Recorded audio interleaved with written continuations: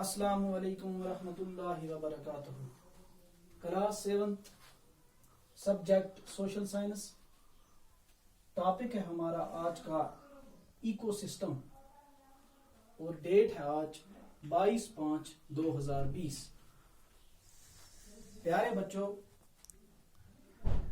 आपको याद होगा पिछले टॉपिक में हमने पढ़ा था कि किस तरह जो ह्यूमन एनवायरनमेंट होता है वो एक इम्पॉर्टेंट और डायनामिक कंपोनेंट होता है पूरी एनवायरनमेंट का।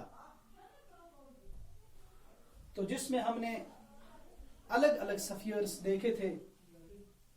कौन कौन से अलग अलग स्फीयर्स हमने देखे थे, जैसे लिथोस्फीयर, बायोस्फीयर और एटमॉस्फेयर। तो प्यारे बच्चों, आपको याद होगा हमने देखा था कि जो लाइफ फॉर्म पॉसिबल है तो वो बायोस्फीयर में है।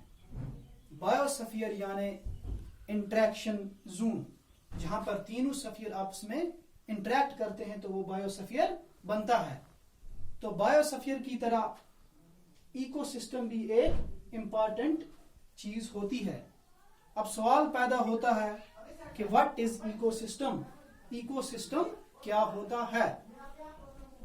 तो एक छोटी सी डिफिनेशन जो यहां पर मैंने इकोसिस्टम के बारे में यहां पर लिखी है, तो इसी छोटी सी एग्जांपल के द्वारा, छोटी सी डिफिनेशन के द्वारा मैं आपको समझाने की कोशिश करता हूं। What is ecosystem. इकोसिस्टम की अगर हम बात करें तो हम बता सकते हैं कि माहौलियाती निजाम, माहौलियाती निजाम, a system formed by the interaction of all living organisms, a system formed by the interaction of all living organisms।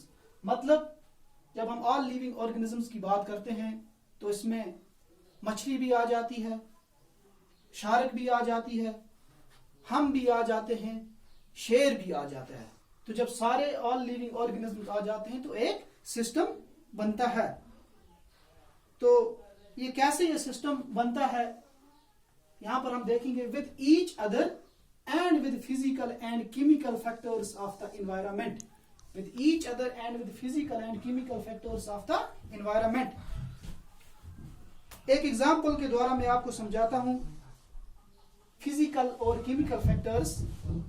Physical factors की बात करें, जैसे हम हैं, जिंदा हैं, लिविंग ऑर्गेनिजम्स हैं, तो हमें खाने के लिए अनाज, गेहूं की जरूरत है। इसी तरह अगर हम देखते हैं हमारे पास में एक गाय है, वो भी एक लिविंग ऑर्गेनिज्म है, तो उसे खाने के लिए घास चाहिए, घास की जरूरत है। तो इस तरह से हम बता सकते हैं कि फिजिकल एनवायरनमेंट मतलब हमारे आसपास जितनी भी फिजिकल चीजें हैं, और केमिकल एनवायरनमेंट हम बता सकते हैं कि हम इनटेक करते हैं ऑक्सीजन का। तो केमिकल एनवायरनमेंट में अगर हम देखें पानी भी आ जाता है, जो हमें जिंदा रहने के लिए बहुत जरूरी होता है। तो क्या होता है कि जितने भी लिविंग ऑर्गेनिजम्स रहते हैं हमारे आसपास, तो वो चाहे फिजिकल फैक्टर्स हों या केमिकल फैक्टर्स हों, तो इन चीजों के साथ इंटरेक्ट करके एक इन्वायरमेंट क्रिएट करते हैं, एक इन्वायरमेंट बनाते हैं, जिससे इकोसिस्टम कहा जाता है। तो यहां पर इसके आगे हम देखेंगे in which they live all linked by transfer of energy and material, transfer of energy and material. जैसा कि मैंने आपको बताया, गेहूं है, अनाज, वीट, तो इसके अंदर एनर्जी होती है। तो ये एनर्जी किस सूरत में होती है, प्रोटीन्स की सूरत में होती है, कार्बोहाइड्रेट्स की सूरत में होती है।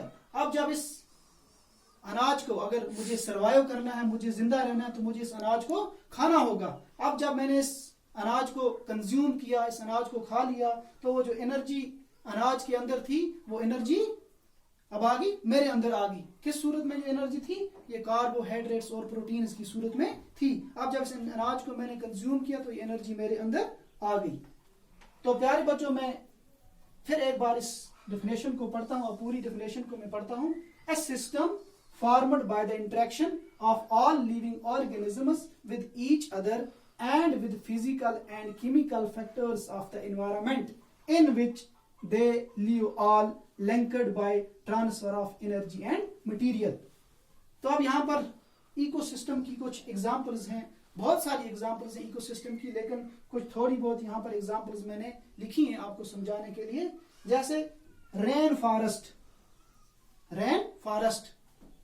तो जहां पर बहुत ज्यादा बारिश होती है तो वहां के जो पेड़ पौधे या वहां के जो जानवर होते हैं तो उनका एक अलग इकोसिस्टम रहता है, अलग इकोसिस्टम होता है। इसी तरह ग्रास लैंड है, प्लेन एरियाज, जहां पर प्लेन एरियाज हो तो वहां के पेड़ पौधे जो हैं तो उनका एक अलग इकोसिस्टम होता है।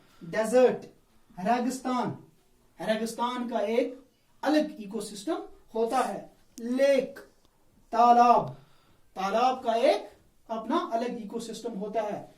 डेजर्ट में हम देखें यहां पर कैमल रहता है, अगर कैमल को हम डेजर्ट से उठाकर किसी ओशन में डाल दें, किसी समुद्र में डाल दें तो वहां पर वो सर्वाइव नहीं कर सकते, क्योंकि वहां पर वो डूब जाएगा, क्योंकि उसका जो इकोसिस्टम है वो डेजर्ट है। इसी तरह यहाँ पर लेक है, अगर हम मछली जो कि पानी तालाब में रहती है, अगर हम मछली को यहाँ तालाब से उठा के डेजर्ट में डाल दें तो वो सर्वाइव वहां पर नहीं करेगी, क्योंकि उसका जो इकोसिस्टम है वो लेक है। इसी तरह पॉन्ड, तो इस तरह मैं आपको बता दूं कि कुआं जो होता है जहां पर मेंढक रहती है तो कुएं का भी एक अपना अलग इकोसिस्टम होता है। तो इस तरह से हम बता सकते हैं कि हर चीज का एक अपना अपना इकोसिस्टम होता है जहां पर वो सर्वाइव करते हैं।